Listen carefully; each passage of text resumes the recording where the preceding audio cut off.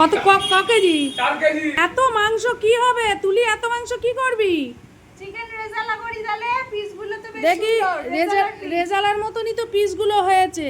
তাহলে চিকেন রেজালা বানানো হোক। লোকজন আসছে বাড়িতে।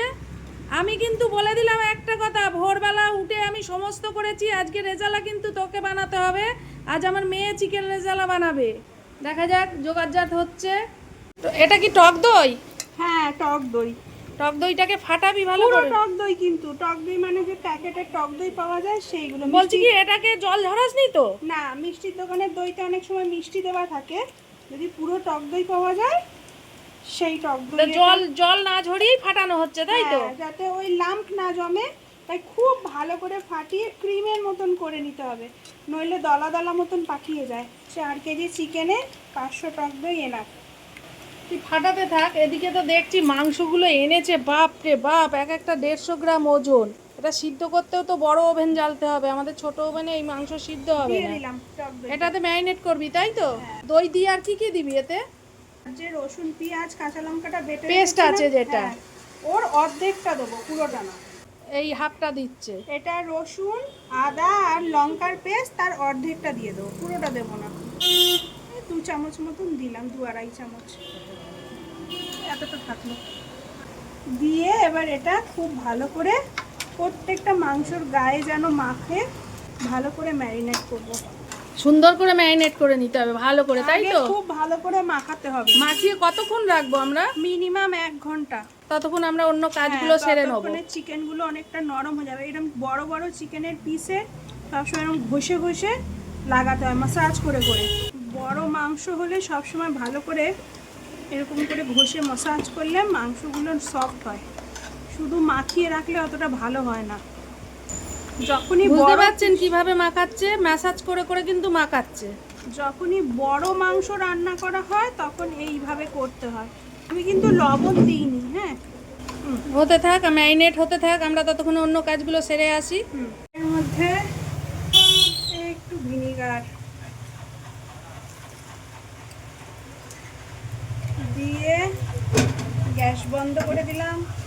তার মধ্যে কাটা পেঁয়াজগুলো বড় বড় করে কাটা, চিলি চিকেনের যেরকম পেঁয়াজ কাটা হয় ওরকম পেঁয়াজগুলো ভিজিয়ে দিলাম। এটা খানিকক্ষণ ভিজিয়ে রাখলে পেঁয়াজের কষটা বেরিয়ে যাবে আর পেঁয়াজটা সাদা হয়ে যাবে। রেজালার পেঁয়াজ সাদা হলে ভালো লাগে। আর যদি সাদা পেঁয়াজ পাওয়া যায় তো তাহলে এসব করতে লাগে না। পেঁয়াজগুলো গরম জলে ভেজানো ছিল, সেই পেঁয়াজগুলোকে তুলে নেওয়া হলো। এই যে পেঁয়াজের এই যে কষ বেরিয়ে গেছে, এই যে কতটা কষ বেরিয়েছে। এই জলটা ফেলে দিতে হবে, এটা আর কিছুতে ইউজ করা যাবে না। আর পেঁয়াজে আমি লবণ মাখিয়ে রেখেছিলাম, চিপে জলগুলো ফেলে দেওয়া হয়েছে। জলটা বেরিয়েছে, এই জলটা ফেলবো না। এই জলটা আমি চিকেনের মধ্যে দিয়ে দিচ্ছি। এই জলটা চিকেনের মধ্যে দিলাম। লবণ দেওয়া হয়নি তখন, আমি এখন একটু লবণ দিয়ে নিচ্ছি। প্রায় 1-1.5 ঘন্টা ম্যারিনেট হয়েছে। 1.5 ঘন্টা ম্যারিনেট হলো। এটা যেহেতু পিসটা অনেক বড়, ওই জন্য একটু সময়টা বেশি নেওয়া হলো। এবারে একটু লবণ মাখিয়ে দিচ্ছি। সুন্দর হয়ে গেল। আর ভাজা মশলার মধ্যে একটুখানি ধনে আছে, একটুখানি জিরে আছে, মৌরি আছে, জয়িত্রী, এটা নাটমিট, জায়ফল, এটা হচ্ছে দারচিনি, লবঙ্গ, এলাচ। এইটা ভাজা হবে, তাই তো? শুকনো খোলায় রিফাইন তেল দিয়ে বেরেস্তা করতে দেওয়া হয়েছে। এদিকে বেরেস্তা হয়ে গেল। কত তাড়াতাড়ি হয়ে গেল, নইলে অনেক সময় লাগে। লবণ দিয়ে রেখেছিলাম, এত তাড়াতাড়ি। লবণ দিয়ে রাখলে তাড়াতাড়ি হয়ে যায়।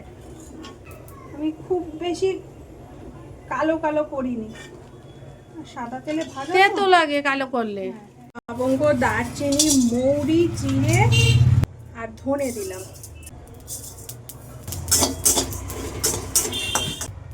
দেখে নেব মশলাগুলো, এরকম হাত দিয়ে চাপলে যে ভেঙে যাচ্ছে, হয়ে গেছে। চাপ দিয়ে ভেঙে গেলেই হয়ে যাবে ব্যাপার। হ্যাঁ হ্যাঁ হ্যাঁ, মুখ বেশ একটু মরমরে হয়ে যাবে, ব্যাস। ভাজা মশলাগুলো গুঁড়োনো হচ্ছে। গরম জলে ভেজানো পেঁয়াজটা এবার মিক্সিতে একটু বেটে নেওয়া হচ্ছে। বাটার দেওয়া হলো। এলাচ, লবঙ্গ, দারচিনি দিয়ে দিলাম।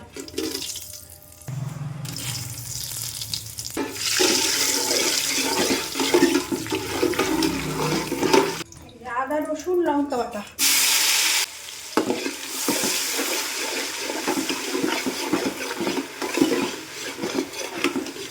পেঁয়াজ বাটা, মানে গরম জলে ভিজানো।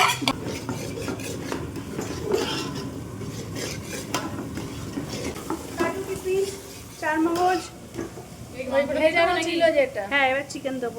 আজকে অনেক রাঁধুনি বসে গেছি আমরা।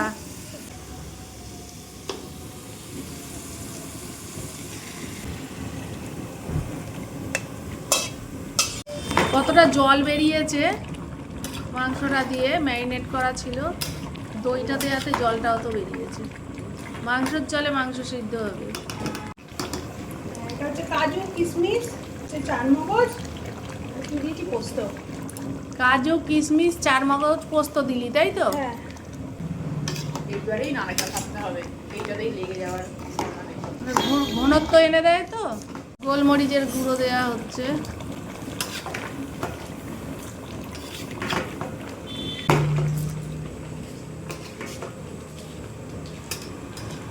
মনেই আছে।